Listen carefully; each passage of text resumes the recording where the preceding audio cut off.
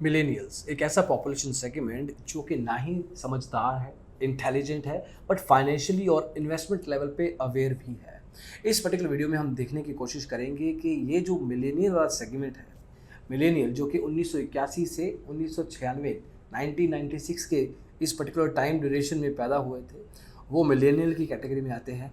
तो इस वीडियो में ये देखने की कोशिश करेंगे कि ये जो सेगमेंट है वो एग्जैक्टली इन्वेस्टमेंट क्या कर रहा है, कहाँ कर रहा है, कहाँ से आता है, क्यों कर रहा है, कितने पैसे हैं उसके पास, किस प्रोडक्ट पे कितना पैसा लगा रहा है ऑन एन एवरेज, ये सब विद डेटा बताने की कोशिश करेंगे ताकि आपको पता लगे कि जो आपकी जनरेशन है इस समय, जो आप अपने साथ चल रही है इन्वेस्टमेंट स्पेस में, वो किस डायरेक्शन में जा रही है और अगर आप उससे कुछ सीख सकें तो वाई नॉट।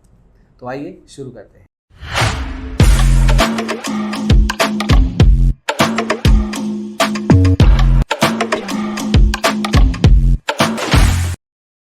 तो दोस्तों, इंडिया में 42 करोड़ 60 लाख मिलेनियल्स हैं जो भारत का 34% पॉपुलेशन का पार्ट बनते हैं और 47% वर्कफोर्स जो है इंडिया की, वो इस पर्टिकुलर एज रेंज या एक तरीके से सेगमेंट से आती है।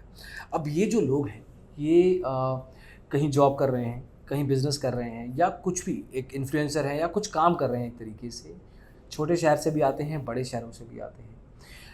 अपनी समझ को, अपने एजुकेशन को, अपने बैकग्राउंड को इस्तेमाल करते हैं, लेकिन साथ में करते हैं ये इन्वेस्टमेंट्स में भी यही नहीं कि सिर्फ स्टॉक मार्केट में, they have a varied range.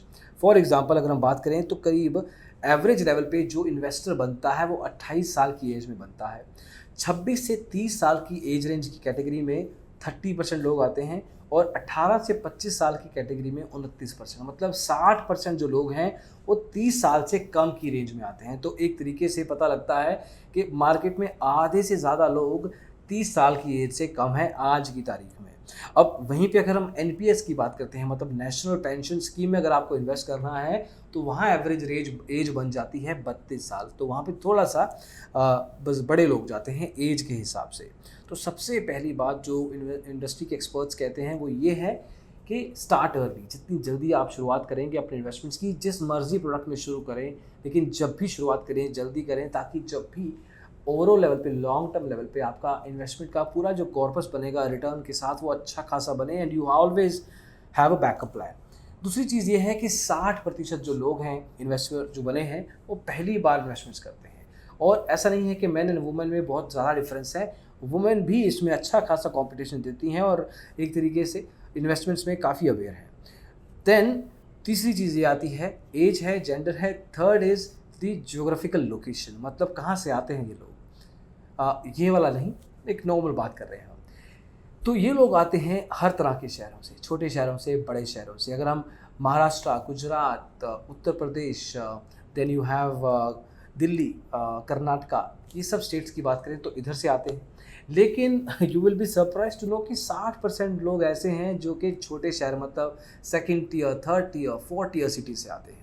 For example अगर हम गुजरात की बात करें तो अहमदाबाद एक फर्स्ट ईयर सिटी मानी जा सकती है, लेकिन सूरत, राजकोट को आप second year, third year city कह सकते हैं।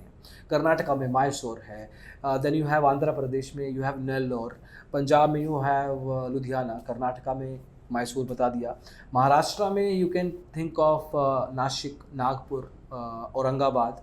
तो हर पर्टिकुलर स्टेट में छोटे शहर भी हैं और ये पर्टिकुलर इन्वेस्टमेंट जो बेस आता है इन्वेस्टर्स का, वो इन शहरों से भी अच्छा खासा आता है। अभी लोग इन्वेस्ट कहाँ करते हैं? देखिए, 64% लोगों का पहला प्रेफरेंस म्यूचुअल फंड होता है, मतलब शुरुआत तो म्यूचुअल फंड से करते हैं, फिर वो इक्विटी बाजार को भी ट्राई करते हैं, स्टॉक मार्केट में भी करते हैं। 28% people get into stock markets and then around 8% लोग जो हैं वो गोल्ड में इन्वेस्ट करते हैं। गोल्ड हालांकि धीरे धीरे कम हो रहा है अट्रैक्शन, फिक्स डिपॉजिट्स बहुत कम हो चुका है as compare to the earlier age. हम बात इस समय सिर्फ मिलेनियल्स की कर रहे हैं। वैसे एफडीज और गोल्ड में काफ़ी इन्वेस्टमेंट्स होती हैं, लेकिन जो ये एज रेंज है वो इस पर्टिकुलर इन्वेस्टमेंट प्रोडक्ट्स में ज़्यादा इंटरेस्टेड नहीं है।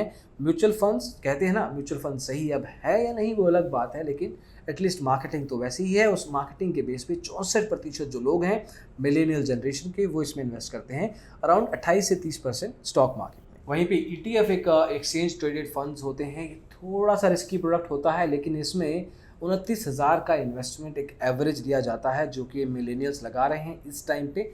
यहाँ पे रिस्क एपेटाइट थोड़ा बहुत होना चाहिए और यंग ब्लड है तो रिस्क लेवल भी ले सकते हैं और ले भी रहे हैं। 25% लोग 29,000 से ज़्यादा का ETF में इन्वेस्ट करते हैं अपने आप को और एक बैलेंस रखते हैं रिस्क और रिटर्न के साथ। तो दूसरी चीज़ ये समझनी चाहिए हमें कि आपके पास over a period of time एक पोर्टफोलियो बनना चाहिए, जिससे कि आप शुरुआत चाहे अपने इन्वेस्टमेंट प्रोडक्ट्स किसी से भी करें, लेकिन धीरे धीरे अपना पोर्टफोलियो बढ़ाते जाएं अलग अलग इन्वेस्टमेंट क्लासेस में, ताकि आपका एक बैलेंस बना रहे रिस्क और रिटर्न के साथ। और आखिर में बात आती है ट्रेडिंग की, स्टॉक मार्केट की। वैसे तो करोड़ों डीमैट अकाउंट खुले हैं पिछले 1 साल में, लेकिन अगर हम बात करें स्पेसिफिक नंबर्स की तो करीब 2,10,000 डीमैट अकाउंट्स में जो मार्जिन डला है उसका एवरेज रेंज है 46,000 रुपए। जी हाँ, 46,000 on an average has been put in almost 2 lakh demat accounts, और उसमें भी हर डीमैट अकाउंट में on an average 15 equity shares में इन्वेस्टमेंट हुआ है।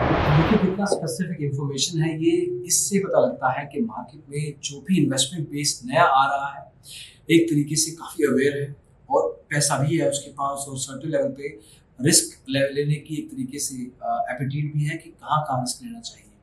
फाइनली उसको ये भी पता है कि उसको अपने पोर्टफोलियो को डाइवर्सिफाई करना है, अलग अलग एसेट्स में डालना है, ताकि एक तरीके से और रिटर्न्स पे भी इम्पैक्ट ना पड़े। This is a very intelligent sort of generation. Eight the same time उनको पता है कि इन्वेस्टमेंट्स भी कब कहाँ कैसे कितने में कौन से प्रोडक्ट में कितने पैसे की करनी है। All this are very good science, और आगे चल के जिस हिसाब से यही अगर जनरेशन मूव करती है तो सर्टेन लेवल पे ओवरऑल इन्वेस्टमेंट स्पेस का भी फायदा है। दोस्तों ये वीडियो स्पेशली इंफॉर्मेशन और डेटा पॉइंट्स तक आपको तक पहुंचाने थे। आपको पता लगना चाहिए कि जो अभी की जनरेशन है वो किस डायरेक्शन में जा रही है, कितनी इन्फॉर्म्ड है, और अगर आप यही इंफॉर्मेशन के साथ चल रहे हैं, अगर आप इस जनरेशन का पार्ट है, तो सर्टेन लेवल पे आप भी सही जा रहे हैं। लेकिन कुछ मदद चाहिए तो जरूर पूछ सकते हैं, we are here to help you. At the same time अभी के लिए इतना ही, अगले वीडियो में जल्दी ही मिलेंगे। थैंक यू सो मच इस वीडियो को देखने के लिए। Take care, bye. Center Fruit कैसी जीभ लप लपाई, ताकि आपका जो